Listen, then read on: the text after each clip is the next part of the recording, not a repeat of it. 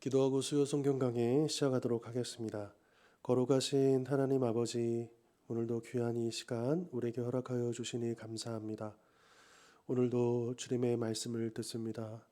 듣는 이 말씀이 우리의 가슴에 새겨지게 하시고 또 이 말씀에 담겨져 있는 하나님의 뜻을 잘 깨닫고 또 그 깨달은 말씀대로 우리의 삶을 변화시켜 나갈 수 있도록 은혜 베풀어 주시옵소서.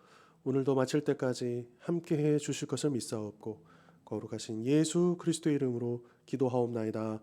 아멘. 자, 오늘 네 번째 탕자 비유입니다.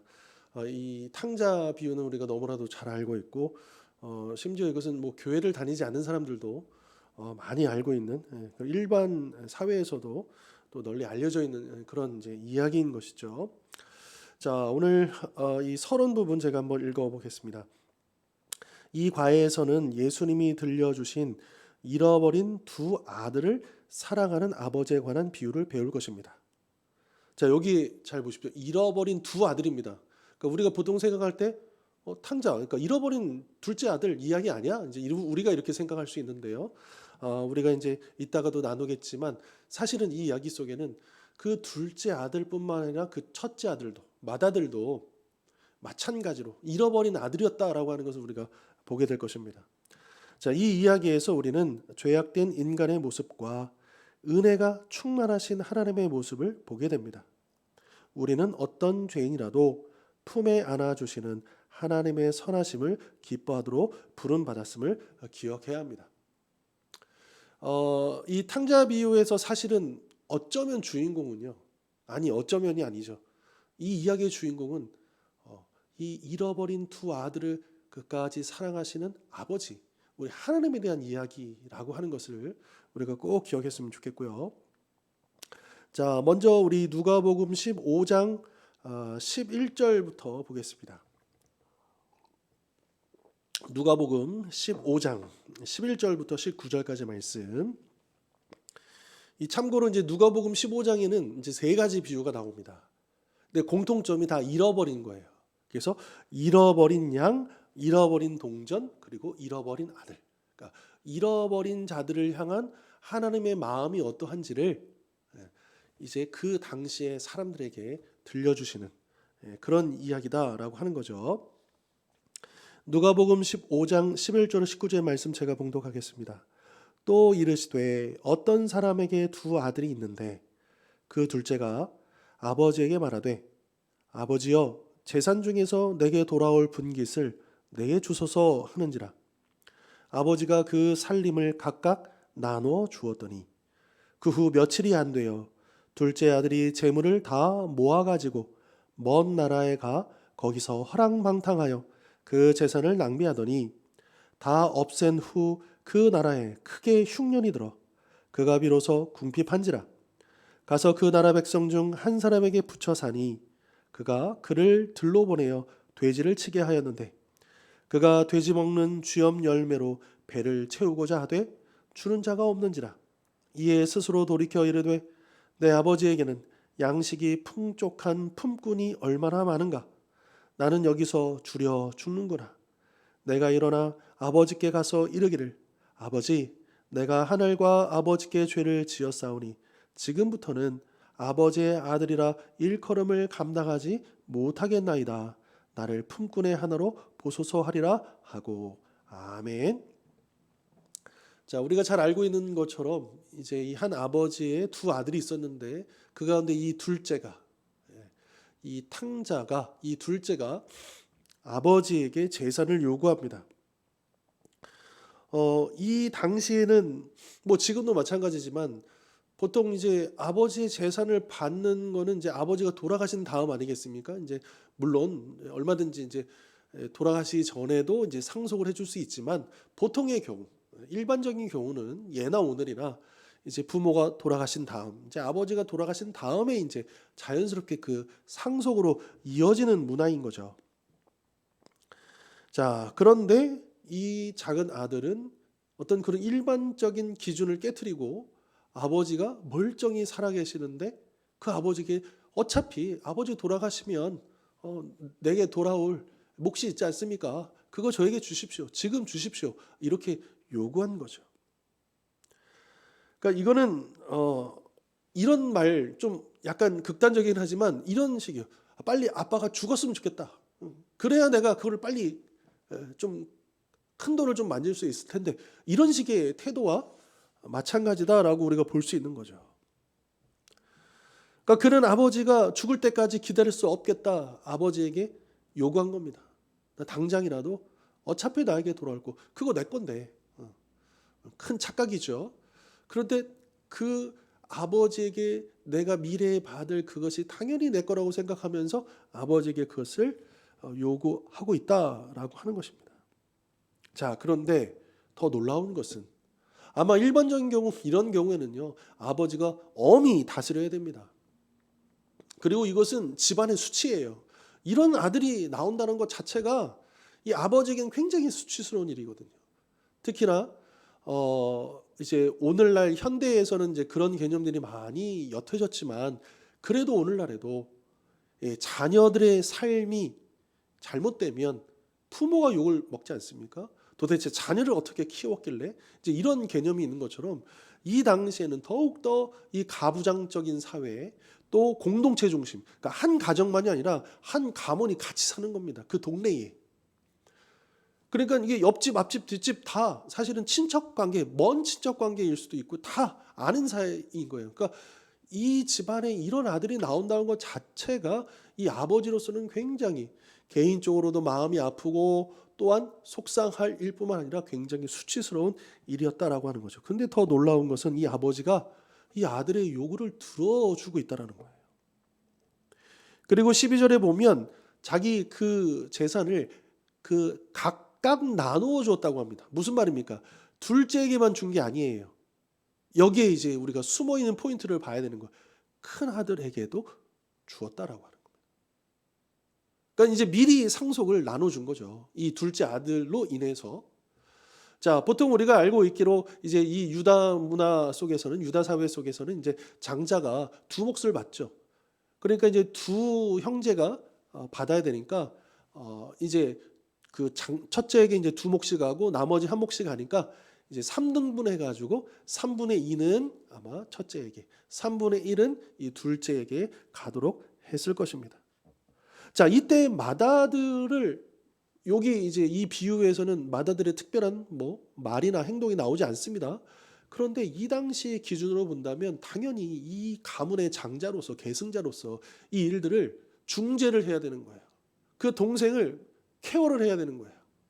그래서 아버지가 모욕을 당하지 않도록, 그래서 아버지 편에서도 서야 되고 또 이 동생을 좀 잘 타이르고 잡아야 되는 거예요. 자, 그러나 맏아들은 아무런 말이 없죠. 왜요? 3분의 2의 상속을 받잖아요. 조용히 자기 몫을 챙긴 겁니다. 그는 아버지의 명예를 지키고자 애쓰지도 않았고 동생의 행동을 꾸짖지도 않았다라고 하는 겁니다. 그리고 유산을 챙긴 맏아들은 그저 아무 일 없이 그저 또 일터로 나가서 일하고 있는 겁니다. 자, 이 비유에서 예수님은 잃어버린 사람의 두 가지 유형을 말씀해 주고 있다라고 하는 거죠. 첫 번째 유형은 이 둘째 아들, 이 탕자에 해당되는 것인데요. 그러니까 대놓고 죄를 짓는 사람인 거예요. 공개적으로 반항하는 사람을 이야기하는 거죠. 자, 이 둘째 아들처럼 우리는 이 둘째 아들에게만 이제 초점을 맞출 수 있는데, 사실은 두 번째가 어쩌면 저는 이제 우리 이미 구원받은 우리 그리스도인들에게 이 모습이 더 가깝지 않을까라는 생각을 좀 해봤거든요. 이 둘째 유형은 죄인인지 아닌지 분간하기 어려운 맏아들이다라고 하는 거죠. 분명히 이 맏아들이 뭐 대놓고 죄를 지은 건 없어요. 그는 자기 자리를 잘 지켰고 또 아버지 곁에 있었습니다. 누구보다, 그러니까 딱 상대적으로 비춰봤을 때 둘째보다 첫째가 더 착해 보이고 더 성실해 보이고 더 무언가 잘못이 없어 보여요. 하지만 이 첫째 아들은 아버지 가장 옆에 있었던 것처럼 보였지만 그러나 사실 그는 그 아버지 마음과 굉장히 멀었던 사람이라는 것을 우리가 나중에 또 보게 될 것이다 라고 하는 거죠. 그러니까 이 탕자와 같은 이 작은 아들, 이 사람은 그러니까 하나님 말씀대로 살고 싶지는, 하나님 말씀에 순종하고 싶지는 않아요. 다만 하나님께 복만 받기를 원하는 거죠. 이제 이런 유형의 사람들이 있다라고 하는 거고요.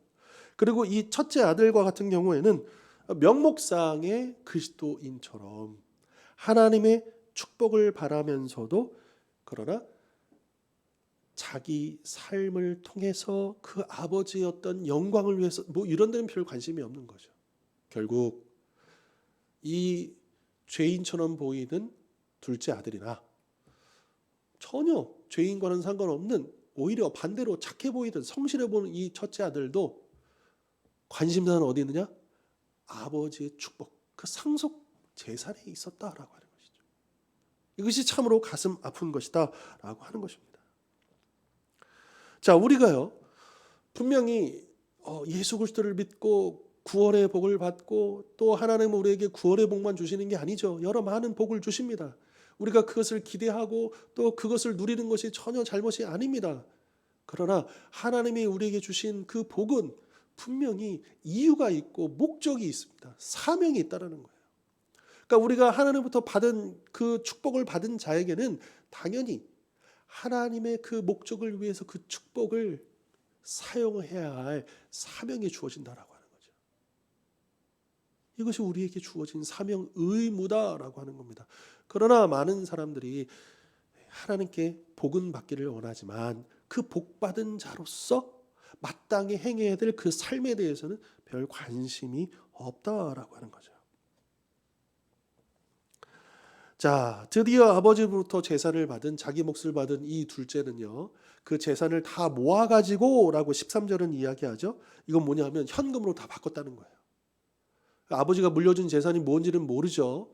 뭐 현금도 일부 있었을 것이고 뭐 땅도 있었을 것이고 여러 가지가 있었겠지만 이제 다 현금화해 가지고 그것을 챙겨 가지고 멀리 떠납니다. 그리고 잘 알다시피 배은망덕한 이 짓을 한 탕자는 먼 나라 가서 허랑방탕하게 생활하다가 결국 모든 재산을 날리게 됩니다. 그는 자기 돈과 인생을 낭비한 결과 아주 비참한 상황에 처하게 되는데요. 이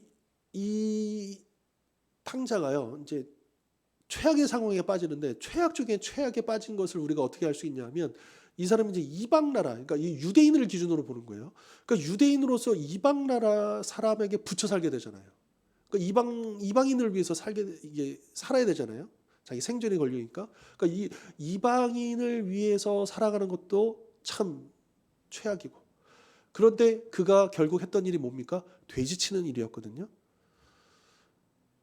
이 돼지 친다는 이 일은 유대인의 경우 정상적인 경우 누구도 자발적으로 이 일을 하지 않습니다. 왜요? 멸시하는, 경멸하는 부정한 동물이잖아요. 돼지고기 안 먹잖아요. 그러니까 이거는 정말 이 탕자가 얼마나 공경에 처했는가를 알려줌과 동시에 그의 상황이 최악 중에 최악이었었다라고 하는 것을 말합니다. 심지어 탈무드 같은 데 보면 이런 격언이 있어요. 화로다 돼지치는 사람이요. 그러니까 오늘 우리로 치면 우리 옛날에는 이제 백정들을 아주 멸시했잖아요. 이제 그런 것처럼 유대인들에게 있어서는 이 돼지를 치는 사람들 그런 사람인 거예요. 아주 경멸하고 멀리해야 할 사람인 거죠. 자, 이렇게 둘째 아들처럼 대놓고 죄를 짓고 하나님을 거역하는 사람들은 어떻게 되느냐? 인생을 낭비하게 된다는 거예요. 그리고 인생을 낭비하는 데는 또 어떻게 되느냐? 결국 노예가 된다는 거예요. 이방인에게 붙여 사는 것처럼 이제 사탄의 세력에 붙여 사는 인생이 되고 만다는 것이죠. 하나님을 대적한 결과 자유를 얻을 줄 알았는데 오히려 그 죄의 종이 되고 그 속박에서 벗어나지 못하는 그 굴레에 빠져버리는 결과를 낳게 된다라고 하는 것입니다. 자, 그 다음 이어지는 누가복음 15장 20절로 24절의 말씀 볼까요? 자, 15장 20절로 24절의 말씀. 자, 제가 20절로 24절 말씀 읽겠습니다. 이에 일어나서 아버지께로 돌아가니라. 아직도 거리가 먼때 아버지가 그를 보고 치근히 여겨 달려가 목을 안고 입을 맞추니 아들이 이르되 아버지 내가 하늘과 아버지께 죄를 지었사오니 지금부터는 아버지의 아들이라 일컬음을 감당하지 못하겠나이다 하나 아버지는 종들에게 이르되 제일 좋은 옷을 내어다가 입히고 손에 가락지를 끼우고 발에 신을 신기라. 그리고 살진 송아지를 끌어다 잡으라. 우리가 먹고 즐기자. 이 내 아들은 죽었다가 다시 살아났으며 내가 잃었다가 다시 얻어노라 하니 그들이 즐거워하더라. 아멘. 사실 이 장면 탕자가 돌아오는데 이미 탕자가 아버지를 발견하기도 전에 그 먼 거리에서 먼저 아들을 발견하고서 달려오는 이 아버지의 모습, 이게 이제 이 이야기의 하이라이트인 거죠. 압권인 것이죠. 아마도 이 아버지는 작은 아들이 떠난 이후에도 그 아들을 향한 그 사랑을 멈추지 않았다라고 하는 겁니다. 이 아버지는 어서 이 아들이 돌아오기를, 그래서 이 아들과의 관계가 회복되기를, 그래서 예전처럼 같이 이야기 나누고 먹고 마시고 다시 아버지와 아들로 지내기를 그렇게 원했다, 꿈꿨다라고 하는 거죠. 그리고 얼마나 이 마음이 강했으면 날마다 이제 저 마을, 이제 이 마을로 들어오는 입구, 예전에도 이제 우리나라도 시골 농촌에 이렇게 가보면 큰 길이 있으면 이제 각 마을로 들어가는 이제 입구들이 있잖아요. 이런 것처럼 아마 이 유대 사회도 그랬던 모양이에요. 그래서 그 마을로 들어서는 그 저 멀리 있는 큰 길가에 있는 그 입구를 늘 보면서 이 아들이 언제나 올까? 혹시 오늘이라도 올까? 내일이라도 올까? 늘 기다리고 바라보고 또 그렇게 지켜보았다라고 하는 거죠. 자, 그런데 여기서 또 한 가지 우리가 문화적으로 바라볼 측면이 있습니다. 자, 이 당시에는요, 이런 한 가정의 아버지가 이렇게 막 달려간다? 이거는 뭐라 그럴까요? 좀 이런 거니까 이때에 이 많은 사람들이, 그러니까 이 큰 길가에서 이제 사람들 올 때 막 달려갈 때 이제 막 웅성웅성 대고서 많은 사람들이 봤을 거 아닙니까? 그러니까 이 공개적인 석상에서 이렇게 달려가는 이 아버지는요, 마치 이런 거예요. 이게 똑 떨어지는 비유는 아니겠지만 마치 우리가 대낮에 속옷 차림으로 그냥 나간 어떤 이런 느낌이 있죠. 그러니까 이런 것을 감수하고 아버지가 간 거예요. 왜 그랬을까요? 그러니까 우리 또 이제 너무 그 손님이, 반가운 손님이 오거나 뭐 반가운 사람이 오면 뭐 버선발로 나간다, 뭐 정말 그냥 집에서 입고 있는 채로 나간다, 뭐 이제 이런 표현을 쓰기도 하는데 왜 그랬을까요? 물론 반가움의 표시일 수도 있습니다. 근데 또 한 가지가 있어요. 뭐냐? 이 돌아온 아들은요, 이 아버지를 만나기 전에 이미 이 동네 사람들한테 돌을 맞아요. 수치를 당해요. 욕을 먹어요. 그럴 수밖에 없죠. 손가락질을 당할 그 아들을 생각하면서 이 아들이 이렇게 어렵게 돌아왔던데 손가락 당하지 않기 위해서, 그것을 막아주기 위해서 달려간 거예요. 그 수치를 무릅쓰고 속옷 차림에도 그냥 달려간 거예요. 그런 아버지의 마음을 우리가 여기서 볼 수가 있다라고 하는 거죠.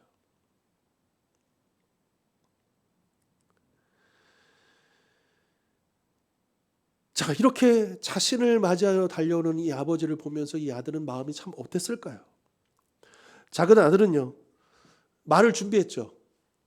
그 19절 내용들을 참고하면 이제 그 앞에 19절 보시면 이렇게 얘기합니다.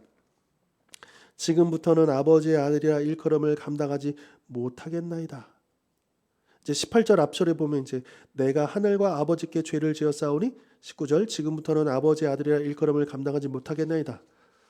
나를 품꾼의 하나로 보소서. 여기까지가 준비한 멘트거든요. 내가 아버지께 돌아와서 죄를 지었습니다. 나는 이제 아들이라 일컬음을 받지 못합니다. 다만 저를 그냥 품꾼의 하나라도 써주세요라고 이렇게 해야 되는데, 이 아버지의 이 사랑에 압도당해서 그래서 제가 아버지와 하나님께 죄를 지었습니다. 저는 아들이 아닙니다까지는 얘기했는데 차마 저를 품꾼으로도 받아주세요 이 말은 못한 거예요. 너무 죄송스럽고 너무 송구스럽고 너무 미안하잖아요. 이 아버지의 그 사랑 앞에서 그는 더 이상 말할 수 없었다. 하지만 이 아들은요, 이 일들을 통해서 절실히 뼈저리게 깨닫는 거죠. 내가 얼마나 큰 죄를 지었는지. 자기가 진짜 말로만 저는 아들로 부름을 당할 수가 없습니다가 아니라 진짜 나는 아들도 아니다.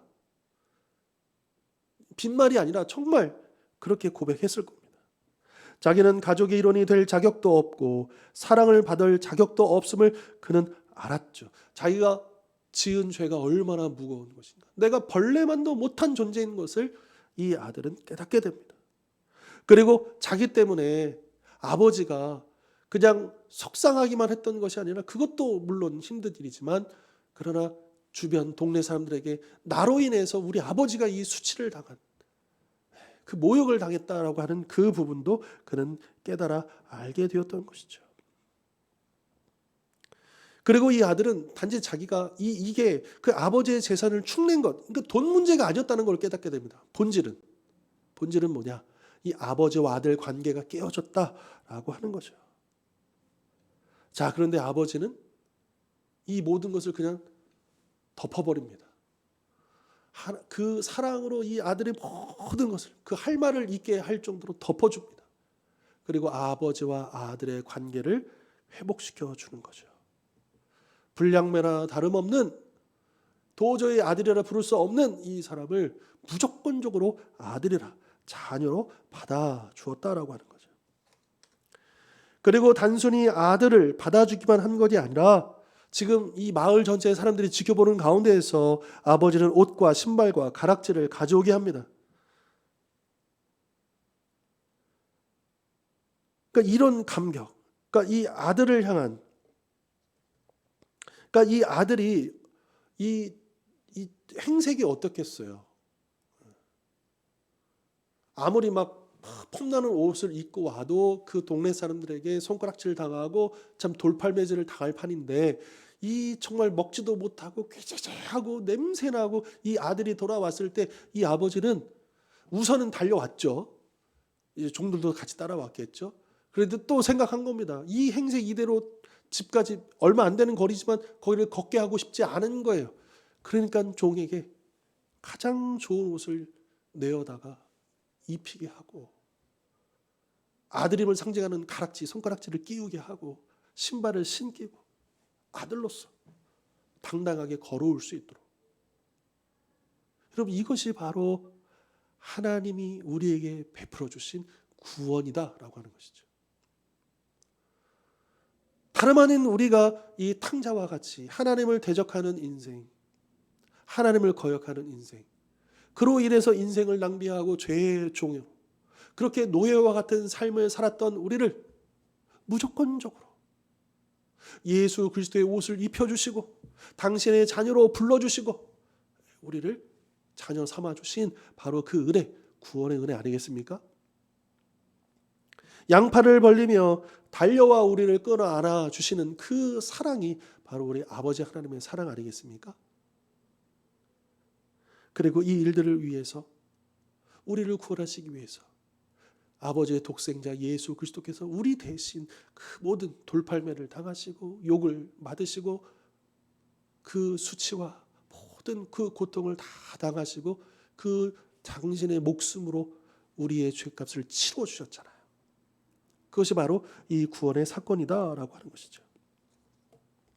자, 이 장면을 보면서 우리 독일의 헬부트 틸리케라는 신학자가 있습니다. 이렇게 이야기합니다. 여기 이 사람은 하나님께 어떠한 주장도 하지 않습니다.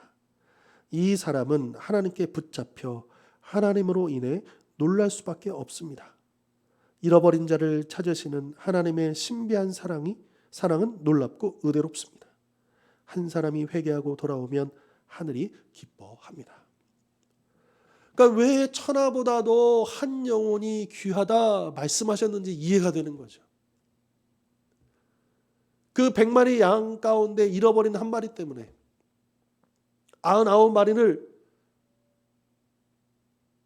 방치하신 게 아니라 그 잃어버린 한 마리에 대한 이 마음이 너무나도 강렬하기 때문에 이 한 마리를 찾아서 그리고 찾고 난 다음에 그 기쁨에 귀향의 그 모습들을 우리가 상상해 볼 수 있지 않겠습니까? 이것이 바로 우리 아버지의 마음이다. 자, 교재에 보면 이제 그 교리 내용 가운데 회개라는 타이틀로 요약되어 있는 내용이 있습니다. 제가 한번 읽어드릴게요. 회개는 무엇이다 이렇게 설명을 하는데요. 회개는 하나님의 은혜로운 구원의 부르심에 대한 응답입니다. 그러니까 회개는 두 가지 측면이 있는 거죠. 먼저는 하나님의 부르심이 있어야 되는 거예요. 하나님이 양팔 벌려 주셔야 되는 거예요. 우리를 불러주시는 게 먼저예요. 이게 은혜인 거죠.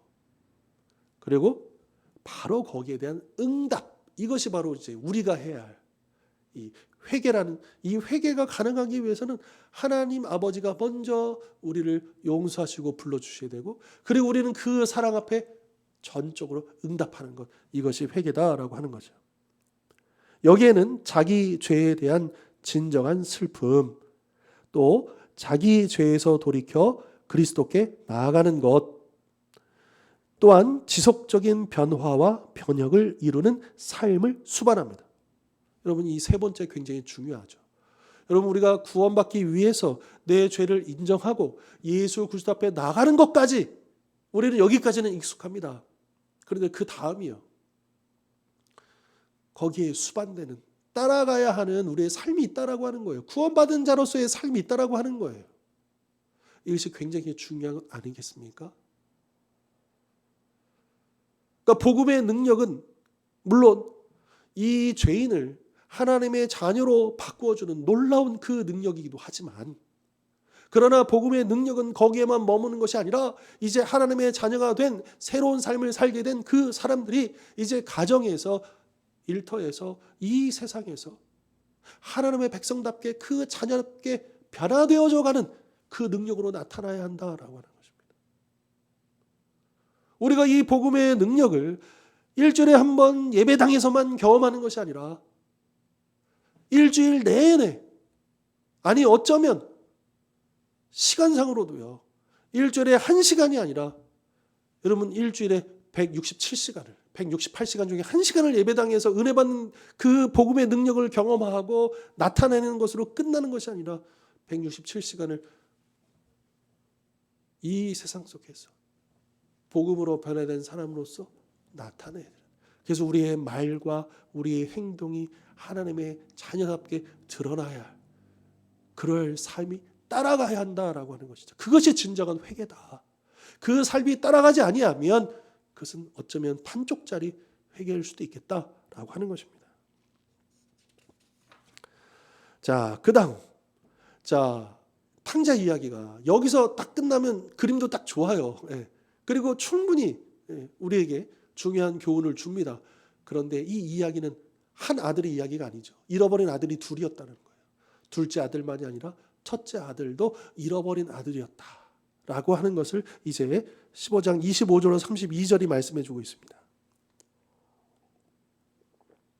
25절부터 32절까지 제가 봉독하겠습니다. 맏아들은 밭에 있다가 돌아와 집에 가까이 왔을 때에 풍악과 춤추는 소리를 듣고 한 종을 불러 이 무슨 일인가 물은데 대답하되 당신의 동생이 돌아왔음에 당신의 아버지가 건강한 그를 다시 맏아들에게 됨으로 인하여 살진 송아지를 잡았나이다 하니 그가 노하여 들어가고자 하지 아니하거늘 아버지가 나와서 권한대 아버지께 대답하여 이르되 내가 여러 해 아버지를 섬겨 명을 어기며 끄를 내게는 염소 새끼라도 주어 나와 내 벗으로 즐기게 하신 일이 없더니 아버지의 살림을 창녀들과 함께 삼켜버린 이 아들이 돌아오매 이를 위하여 살진 송아지를 잡으셨나이다.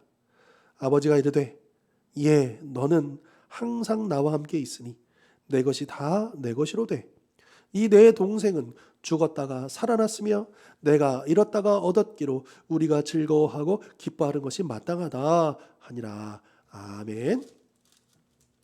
자, 이제 초점이요, 이 맏아들에게로 가고 있는 거죠. 그러니까 이제 우리가 뭐 영화의 장면을 본다면 이제 탕자가 돌아오고 아버지가 기뻐하고 이제 잔치가 열리는 그 장면에서 이제 다음 장면으로는 일을 끝내고 돌아오는 그 아들을 첫째 아들에게로 초점이 맞춰져 있는 겁니다. 그가 돌아오는데 집에 가까이 오니까 당연히 풍악이 울리고 소리가 나고 이게 무슨 일인가 싶었겠죠. 그래서 종을 통해서 알아본 결과 이 동생이 돌아왔다라고 하는 것을 알게 됩니다. 그래서 잔치가 열린 것을 알게 됩니다. 집안에 큰 즐거운 일이 생긴 거죠. 자, 그렇다면 이 당시의 문화 속에서 장자는, 맏아들은 어떻게 해야 될까요? 당연히 이 집안의 기쁨의 소식을 함께 나누고, 그리고 오히려 아버지를 대신해서 이 맏아들이 이 잔치를 주관하면서 아버지의 일을, 그 기쁨을 동참하고 이 동생을 가문에, 자기가 계승자잖아요. 그래서 그 동생을 받아주는 그 역할을 해야 했다. 그러니까 누구보다도 빨리 잔치에 들어가서 그 잔치에 동참해야만 했다라고 하는 겁니다. 자, 그러나 그 아들은 어떻습니까? 들어가지 않습니다. 집 밖에서 아버지의 불공평한 행동에 불평하고 있을 뿐입니다. 자, 그러자 또 어느새 아버지가 그것을 알고 나오죠. 이렇게 거만하고 오만한 맏아들에게 집에 들어와 동생의 귀환을 함께 축하하자. 명령도 아닙니다. 얘야, 원문에는 아들아 이렇게 되어 있어요. 아들아, 나와 함께 가서 이 기쁨을 누리자라고 설득하고 있는 거죠. 여러분, 이 당시에 아버지가 이렇게 한다는 것도 굉장히 파격적인 거예요. 그러니까 이 1세기의 유대인의 사회에서 아버지가 이 아들을 설득하고 이럴 수가 없는 겁니다. 그런데 여기에 등장하는 아버지는 정말 그런 파격적인 아버지예요. 우리 하나님이 그런 아버지시다라고 하는 거죠. 자, 결국 이 이야기를 통해서 우리가 보게 되는 것은 뭐냐면, 이 둘째 아들뿐만 아니라 이 첫째 아들까지도, 이 두 아들 모두 아버지의 사랑을 받아들이지 못하고 있었다. 이 둘째는 그 사랑을 깨닫지 못하고, 아버지의 품 안에 있었다는 것이 얼마나 은혜였던 걸 깨닫지 못하고 이제 나가버렸다가 이제 깨닫고 돌아갔지만요, 그랬고요. 이 첫째 아들은 아버지와 늘 함께 있었지만, 그러나 그가 불평하는 이야기를 들어보십시오. 평상시에 그는 아버지와 함께 있었어도 아버지에게 감사는커녕 아버지의 사랑에 느끼지 못하고 있었다는 것을 알 수 있지 않습니까? 맏아들은 선한 행동으로, 작은 아들은 악한 행동으로 아버지의 사랑과 담을 쌓았다라고 하는 거죠. 그런데 형은 왜 선한 행동을 했냐? 성실하게 살아가느냐? 어쩌면 집안에서 자신의 권리를 주장하기 위해 마지못해 그랬을 수 있다라고 하는 거예요. 이 아들을 보면서 이 장자가, 이 맏아들이 누구보다도 착하고 성실해 보였지만 사실은 그것이 형식적이었다, 마지못한 일이었다라고 보여진다라고 하는 거죠. 그는 진정으로 아버지의 아들로서 함께하지 못했다라고 하는 겁니다. 또한 아버지를 잘 모신다고 하면서도 정작 아버지의 마음과는 동떨어진 그런 마음을 가지고 있었다라고 하는 거죠.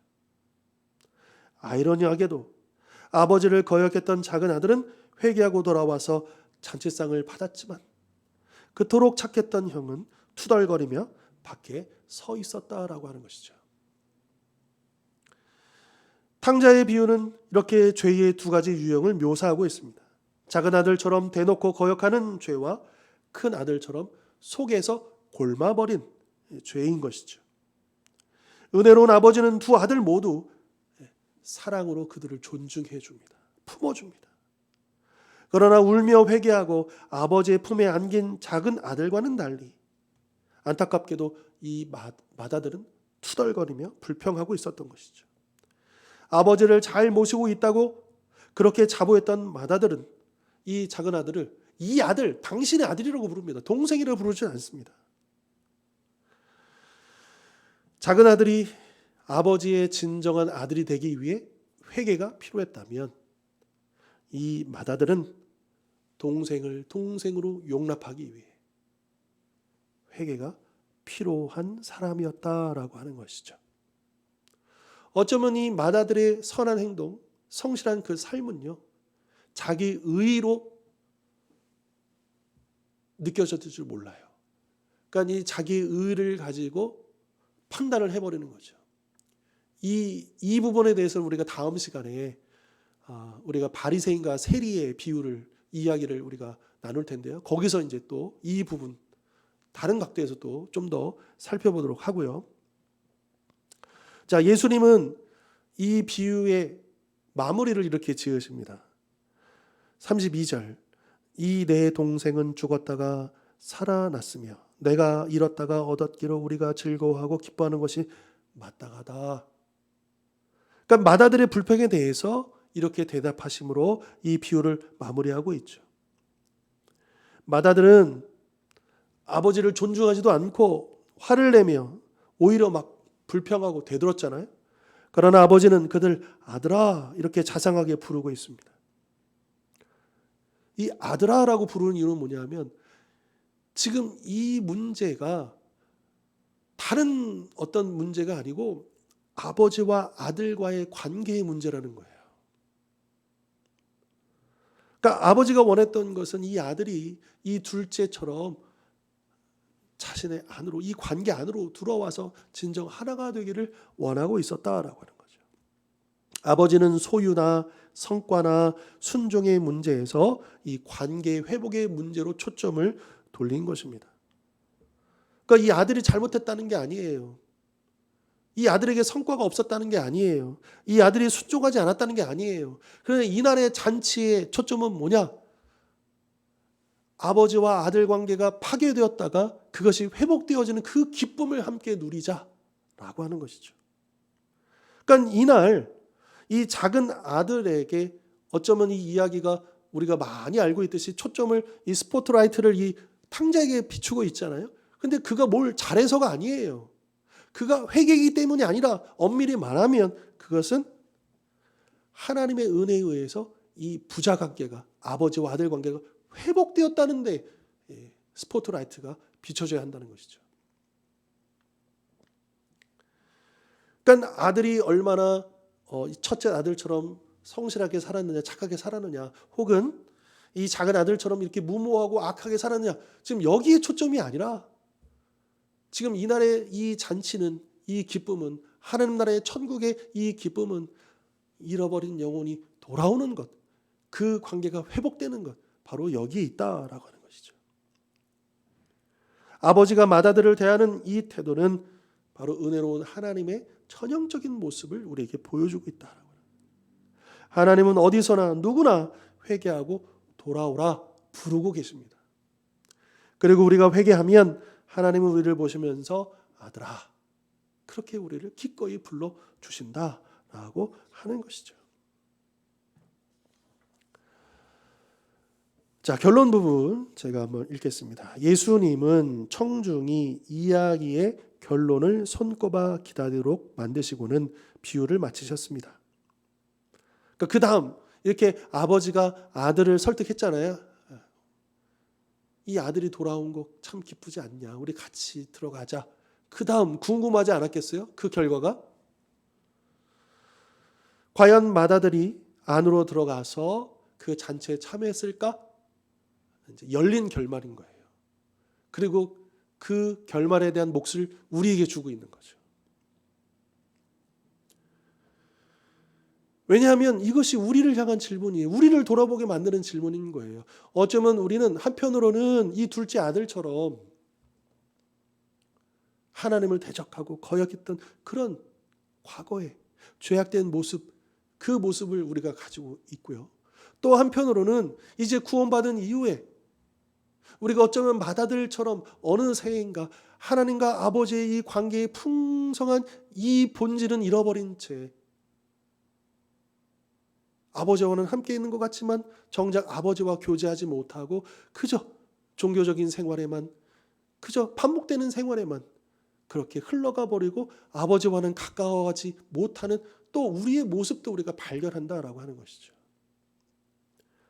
또한 이 맏아들이 동생을 향해서 그랬던 것처럼 이 세상에 계속해서 수많은 죄인들이 돌아오는 것들의 그 기쁨을 우리는 공감하지 못하고 또 함께 즐거워하지 못하고 그것을 진심으로 회개하고 돌아온 자들을 품어주지 못하는 그런 모습도 우리 안에 발견될 수 있겠다라고 하는 것입니다.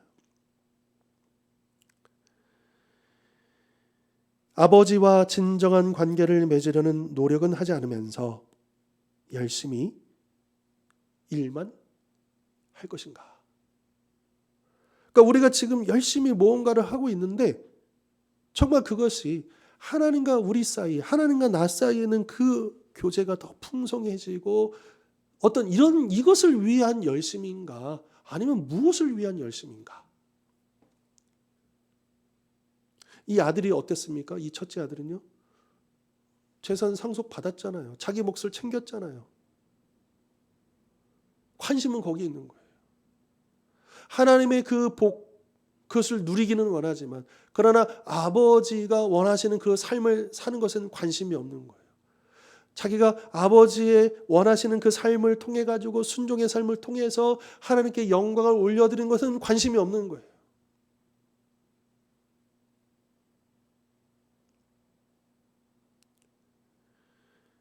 그러니까 이 이야기의 다음 이야기는 우리가 써야 한다는 것이죠.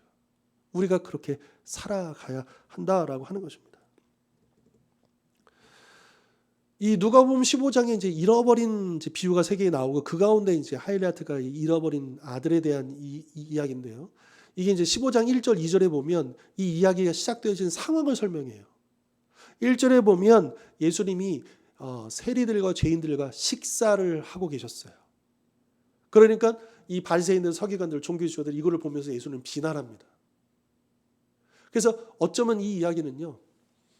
이 회개하고 돌아온 죄인들, 그러니까 둘째 아들과 같았던 그 이제 회개하고 예수님을 영접했던 그 세리들과 죄인들에 관한 이야기면서도 그러나 사실은 이 마다들처럼 이 종교 지도자들이 그 회개하고 돌아온 그 세리들과 죄인들을 용납하지 못하는 그 교만함, 오만함 이것들을 또한 그들에게 들려주시는 이야기였다라고 하는 것입니다.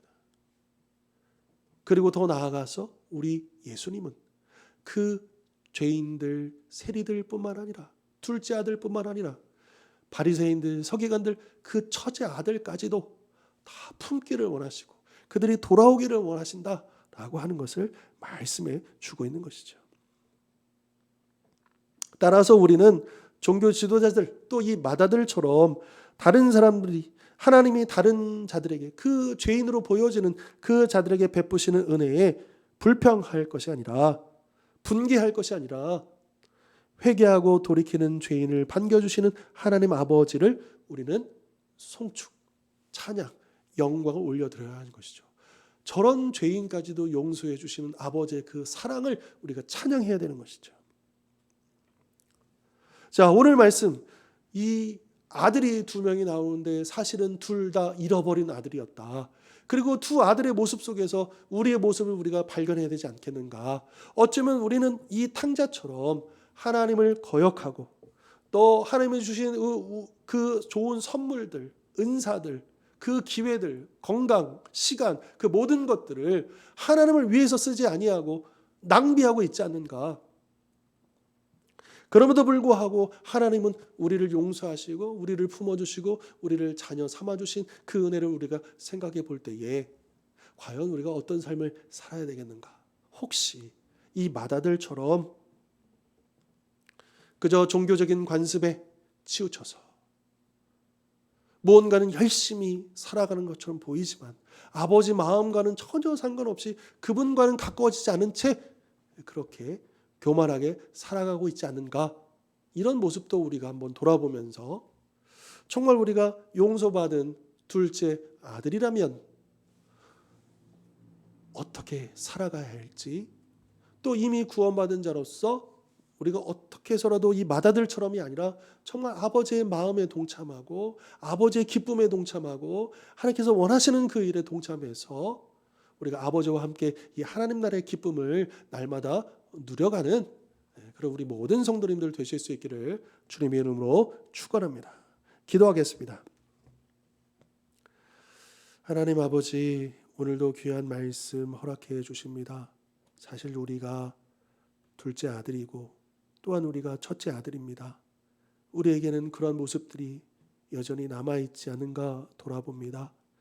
우리는 너무나도 악한 죄인이었고 하나님을 대적한 또 헛된 인생을 살았지만 하나님은 독생자 예수 그리스도의 그 십자가를 통하여서 우리를 구원으로 불러주시고 또 우리로 하여금 회개할 수 있는 믿음을 주셔서 우리를 자녀 삼아 주셨습니다.